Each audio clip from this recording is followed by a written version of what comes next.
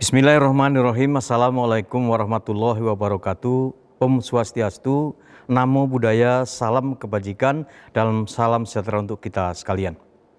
Bapak Ibu para peserta diklat kepemimpinan administrator yang saya banggakan, izinkanlah saya memperkenalkan diri. Nama saya Sumarwoto. Saya sebagai Widjaiswara Ahli Utama pada Badan Diklat Provinsi Gorontalo. Pada kesempatan kali ini, izinkanlah kami menyampaikan strategi pembelajaran mata diklat manajemen kinerja. Mata diklat manajemen kinerja ini diberikan alokasi waktu sebanyak 15 jam pembelajaran atau 645 menit. Ini sama dengan pertemuan 2 hari. Setelah mengikuti pembelajaran manajemen kinerja, peserta diharapkan mampu menerapkan manajemen kinerja dalam menjalankan tugas dan perannya sebagai pemimpin jenjang administrator sehingga mampu menghasilkan kinerja yang tinggi. Sebelum kita membahas materi pokok, saya ingin sampaikan posisi strategis mata pelatihan manajemen kinerja ini dan kaitannya dengan mata diklat lainnya. Mata pelatihan manajemen kinerja ini disusun untuk membantu Bapak Ibu sekalian memahami makna kinerja dan manajemen kinerja. Sebagai bagian dari agenda 3 mata pelatihan ini menjadi elemen utama agenda tersebut dalam pelatihan kepemimpinan administrator atau lebih dikenal dengan istilah PKA. Dalam agenda tersebut, mata pelatihan ini memberikan fondasi pengetahuan dan keterampilan kepada peserta dalam hal konsep dan teknik manajemen kinerja, terutama dalam kapasitas sebagai pejabat administrator. Oleh karena itu, mata diklat ini sangat erat kaitannya dengan semua mata diklat lainnya, seperti akuntabilitas kinerja, hubungan kelembagaan, organisasi digital, standar kinerja pelayanan, manajemen penganggaran, dan manajemen risiko.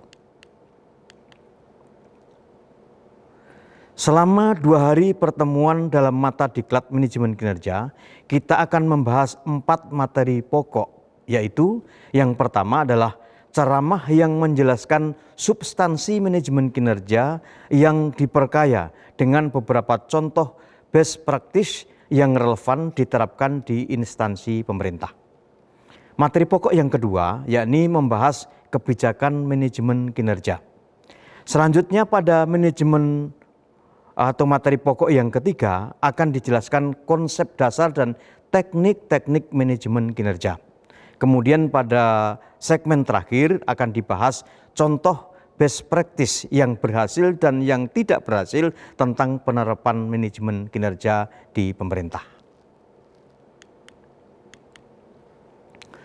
Kita masuk pada materi pokok yang pertama, yaitu ceramah tentang manajemen kinerja.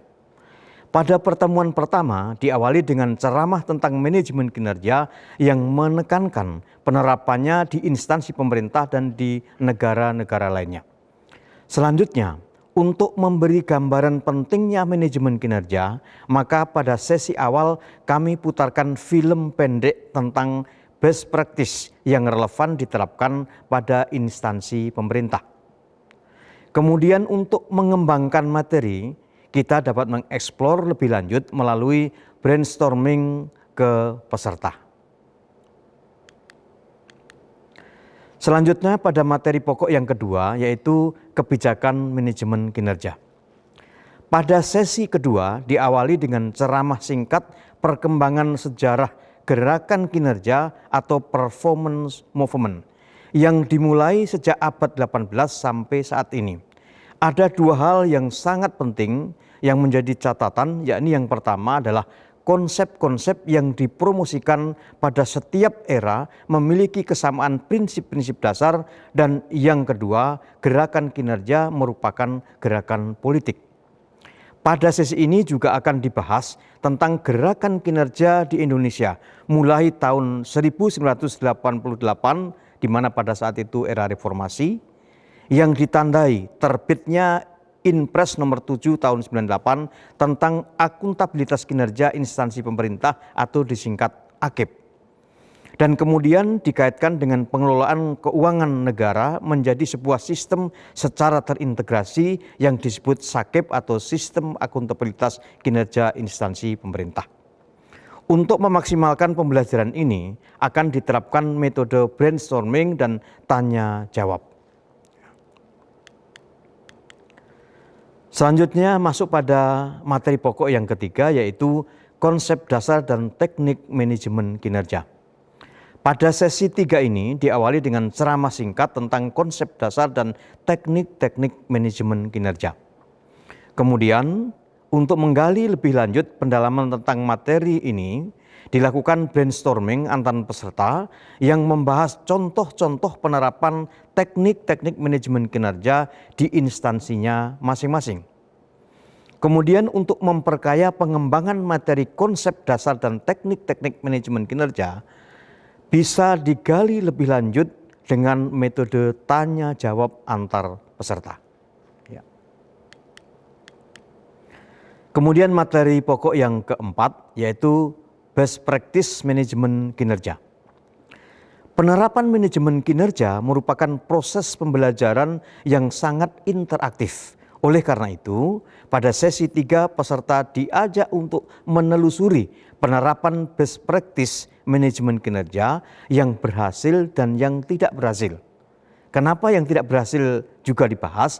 Karena ini untuk memberikan perbandingan kepada peserta, melihat seperti apa yang berhasil dan seperti apa yang tidak berhasil. Ini akan memberi makna dan pengertian yang mendalam tentang manajemen kinerja. Kemudian dilanjutkan dengan diskusi kelompok membahas best practice penerapan manajemen kinerja di salah satu lembaga pusat dan salah satu instansi peserta.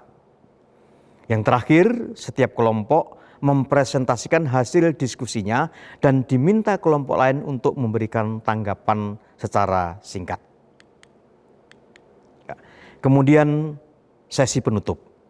Pada sesi penutup, dielaborasi dan direview lagi secara singkat kompetensi yang akan dicapai dan indikator belajar. Selanjutnya dilakukan umpan balik tanya jawab dengan peserta dan memberikan sedikit penugasan sebagai berikut.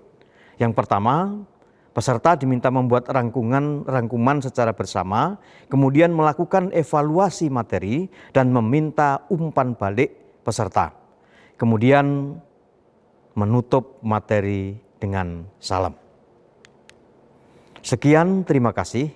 Wabillahi taufik wal hidayah. Assalamualaikum warahmatullahi wabarakatuh.